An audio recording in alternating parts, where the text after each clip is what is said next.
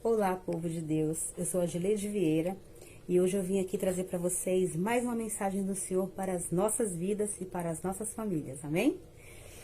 Nós vamos aprender como estar aos pés do nosso Senhor Jesus, amém?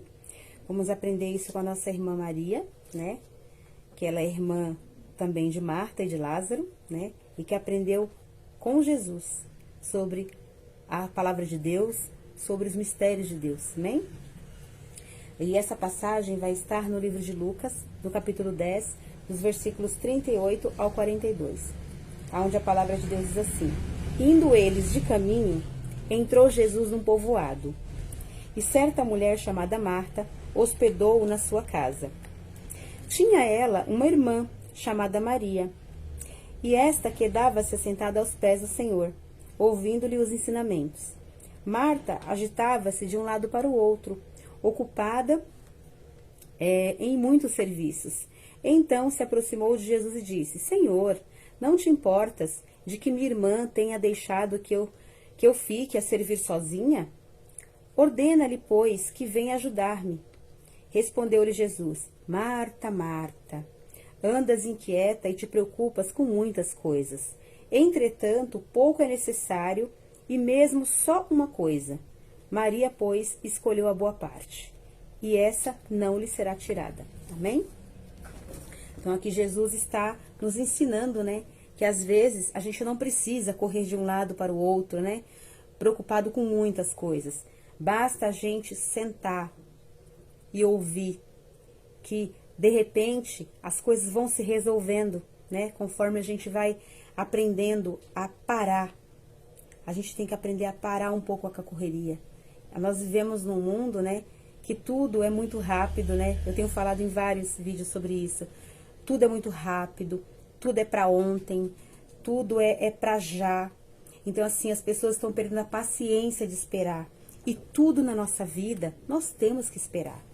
Nós tivemos que esperar 9 meses para nascer. Nós temos que esperar crescer para amadurecer. Nós temos que esperar um tempo para começar a andar. Nós temos que esperar um tempo para começar a aprender a ler e escrever.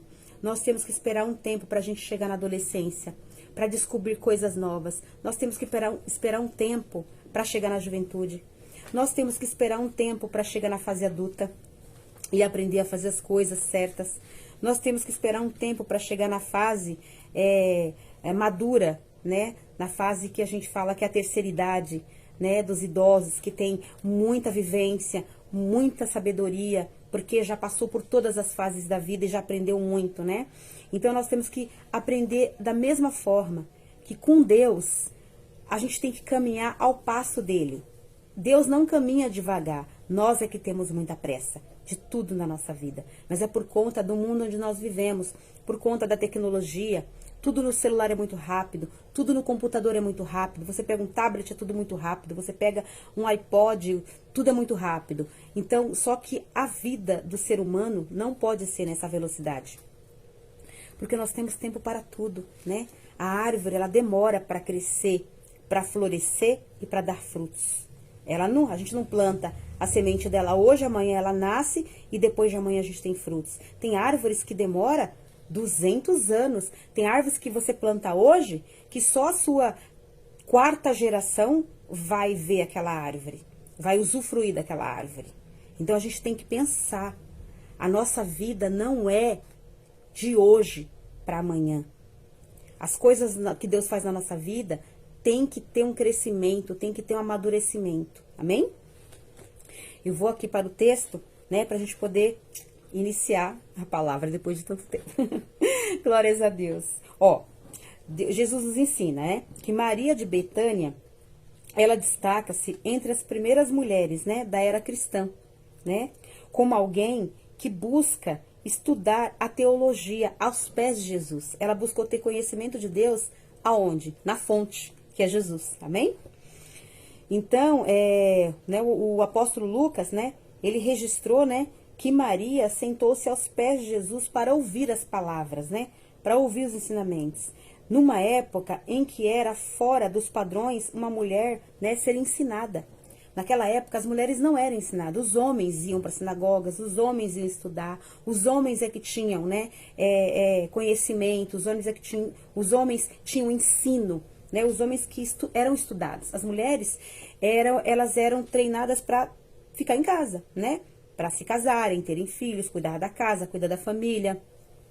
Quando elas eram solteiras, elas cuidavam dos pais, né, das pessoas de casa. Mas nesta época, Maria se destacou. Ela foi uma mulher à frente do seu tempo. Ela sentou aos pés de Jesus porque ela queria ouvir os ensinamentos também, certo? E Maria foi criticada, né? Maria foi criticada e ao mesmo tempo elogiada. Por isso, né? Jesus a elogiou, dizendo que ela havia escolhido a melhor parte. Então, assim, Jesus, ele não criticou a Marta. Ele só falou para ela que ela tinha que escolher a melhor parte também, e não ficar somente preocupada com tantos afazeres. Porque Jesus sabe que nós temos que fazer todas essas coisas. Nós temos que arrumar a casa, fazer a comida, servir os convidados, que ele era convidado na casa dela. Então, o que Marta fez? Marta ficou preocupada em arrumar a casa, fazer a comida e servir. E Maria ficou tranquila, sossegada, só ouvindo as bênçãos, né? Então, assim, nós temos que fazer as duas partes. Né, o certo, eu creio, por mim, tô falando de mim, tá? Seriam as duas, deixar Jesus ali com Lázaro, né? E com os apóstolos, que estivesse junto com ele ali, né? Os seus discípulos. E arrumava as coisas mais rápido as duas, aí viriam servir as duas e ouviriam os ensinamentos das duas, né? Só que aí uma ficou servindo e a outra ficou ouvindo a palavra, né? Mas amém por isso, né? Deus tem um propósito para cada coisa. Quando coisas acontecem assim, situações divergentes acontecem numa mesma passagem, eu creio que é Deus nos ensinando que todas as coisas são importantes, mas que cada coisa tem o seu tempo, né? Eu creio que é isso que Deus quer nos ensinar aqui. Então, assim, aí que tá o que a palavra nos ensina para os dias de hoje, né? Que nós, como mulheres, né, as mulheres das famílias, né, tanto as jovens como, né, as mães, as avós todas, nós não precisamos necessariamente a gente se matricular num seminário, numa faculdade, para a gente aprender a palavra de Deus, né? Basta a gente sentar aos pés de Jesus para ouvir o ensinamento, por exemplo. A gente aprende o ensinamento lendo a Bíblia, orando, pedindo sabedoria para Deus. Nós aprendemos vindo na igreja, ouvindo a pregação das pessoas que ministram no altar do Senhor. Então, a gente aprende de Deus de várias formas, né? E também diz assim, ó, que a nossa educação, ela é proporcional ao nosso estudo, né? Se a gente pegar a Bíblia, estudar quem é Deus, né? Quem é Jesus e ter um relacionamento íntimo com Ele, a gente vai ter um ministério também. A gente pode também falar do que nós aprendemos. A gente também pode, com a bênção de Deus, com a direção de Deus, com a permissão de Deus, nós podemos também levar a palavra, aprendendo, lendo a Bíblia, estudando, aprendendo outras pessoas que já foram levantadas por Deus, né? Para falar da palavra. Para falar do amor de Deus, a gente não precisa ter faculdade. A gente só precisa ter intimidade com Deus, oração, comunhão e comunhão com outros irmãos. Ter uma comunidade na igreja, acho que é muito importante, né? Tem muitas pessoas que não ficam na igreja, preferem ficar em casa, mas eu particularmente acho muito importante a gente estar com a nossa família dentro da igreja, porque onde tem 2 ou mais reunidos, Deus ali está, em casa também Deus está. Mas se a gente está no núcleo da igreja, a gente aprende muito mais, um ajuda o outro, né? Cada pessoa que sobe no altar, que traz uma palavra, traz ensinamento, a gente aprende um pouquinho uns com os outros, né? E no ministério da igreja é assim. A gente aprende a palavra, a gente também pode ministrar a palavra, a gente louva, a gente adora, a gente faz um teatro, a gente faz um grupo de dança, a gente faz um grupo de estudos, a gente faz um grupo de oração. Então, a gente está em comunhão, glorificando e engrandecendo o nome do nosso Deus. A gente vai aprendendo, vai ensinando e vai abençoando a vida uns dos outros, como Deus quer que nós façamos. Que nós amemos a Deus acima de tudo, com toda a nossa força, com todo o nosso entendimento. Que a gente ame uns aos outros como a nós mesmos, né? E que assim seja em nome de Jesus, na nossa casa, na nossa vida e na nossa família. E também, Jesus, né, nos ensina também que quando a mulher trabalha na obra, né? Nós devemos nos dedicar, né, com muito afinco, né, a toda a obra que Deus nos colocar, porque Deus nos dá os dons, Deus nos dá a vocação, né, pra gente trabalhar na sua obra, né? Nós podemos oferecer um ministério, né, um ministério abençoado, né? Nós temos que estar no ministério abençoado e abençoar outras vidas, né? E nós temos que nos dedicar ao ministério cristão, ao ministério da igreja, da mesma forma que a gente se dedica à nossa profissão secular.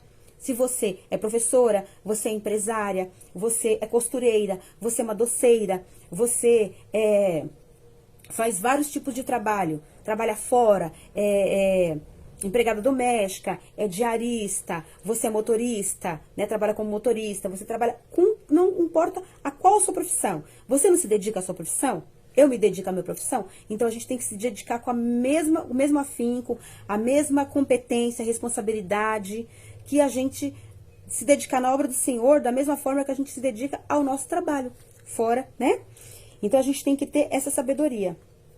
E também, quando nós nos esforçamos para alcançar integridade intelectual, excelência, né? Excelência acadêmica, com o nosso coração inteiramente dedicado ao Senhor. Deus é glorificado. E este é o objetivo principal do ensino teológico. Então, assim, se a gente tem tempo, tem condição e quer estudar mais profundamente, né, a Bíblia Sagrada, para ter um estudo mais profundo, a gente pode sim fazer um seminário, fazer uma faculdade, pode sim. Mas se você não dá, e se você tem essa sabedoria para poder aprender com outras pessoas que vão te ensinando no ministério, amém também. Porque Deus ensina de várias formas, né? Por exemplo, nós sabemos que os apóstolos aprenderam diretamente com Jesus. Nessa época não tinha faculdade para ensinar. Eles aprendiam diretamente com Jesus. E a gente pode aprender diretamente com Jesus. Só basta a gente ter essa intimidade, né? De oração, de ficar aos pés do Senhor, né? E aí a gente vai aprender e vai poder ensinar os nossos filhos, ensinar os nossos netos e ter uma família abençoada. Como esses irmãos aqui, Marta, Maria e Lázaro, foram muito abençoados por Jesus. Jesus estavam sempre, toda vez que Jesus estava em cidades próximas, né, da casa deles, Jesus ia até Betânia para se hospedar na casa deles. Aqui não mostra que Jesus se hospedou em casa de nenhuma outra pessoa que eu me recorde. Mas todas as vezes que Jesus passava perto de Betânia, Jesus estava lá se hospedando na casa desses 3 irmãos. E eles foram muito abençoados com a presença de Jesus, eles foram muito abençoados com a amizade de Jesus, eles foram muito abençoados porque quando Lázaro adoeceu e morreu, Jesus voltou e ressuscitou a Lázaro. Tudo bem que passou um tempo, ele faleceu de novo. Maria também, Marta também, todos nós, né? Um dia iremos falecer. Iremos, né?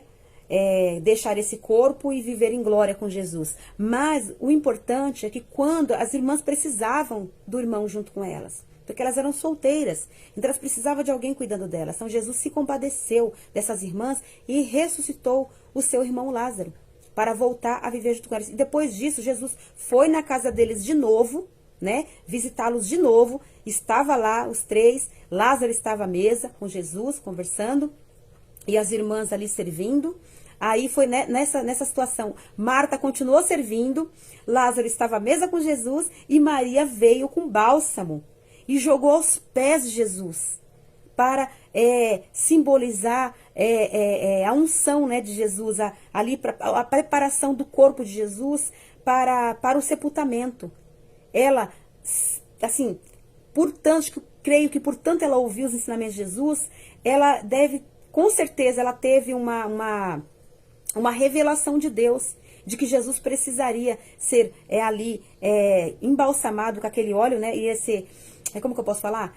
Aquele óleo ser jogado em cima de Jesus para ele ser preparado, porque ele ia morrer. E ali naquele momento também, a gente vê naquele texto, no finalzinho desse texto, onde fala sobre Maria, né, derramando esse bálsamo precioso aos pés de Jesus, a gente vê Judas achando ruim, né, que ela desperdiçou o bálsamo, sendo que Jesus é o rei dos reis. Ele achou um absurdo o desperdício, então ele não tinha entendimento nenhum, né, estava com Jesus o tempo todo, não tinha entendimento da palavra, ele estava preocupado com lucros, né, com dinheiro. E vemos também que os principais, né, sacerdotes daquela época estavam querendo matar Lázaro. Eles queriam matar Lázaro de qualquer jeito, por quê? Porque Lázaro dava testemunho do poder de Jesus. E eles não queriam que as pessoas fossem atrás de Jesus, né? Fossem discípulos de Jesus.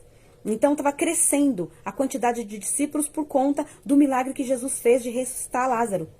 E os principais sacerdotes daquela época, os fariseus, saduceus, aquele povo todo estava querendo matar Lázaro a qualquer custo. Queria matar para ele poder, para as pessoas não acreditarem que Jesus ressuscitava. Eles estavam muito preocupados com os milagres que Jesus estava fazendo. Mas Jesus é o nosso Senhor e Salvador. Jesus é o Rei dos Reis, é o Senhor dos Senhores. É o Filho amado de Deus, que Deus enviou aqui para a terra para nos salvar, para nos resgatar, para nos dar vida eterna. Que nós possamos crer no milagre, que Jesus faz milagre hoje ainda. Basta você crer e confiar que Jesus faz milagres na tua vida, na vida dos teus filhos, na vida de toda a tua família. Em nome de Jesus, eu creio que toda a nossa família será abençoada, para honra e glória e louvor do nome de Jesus. Amém?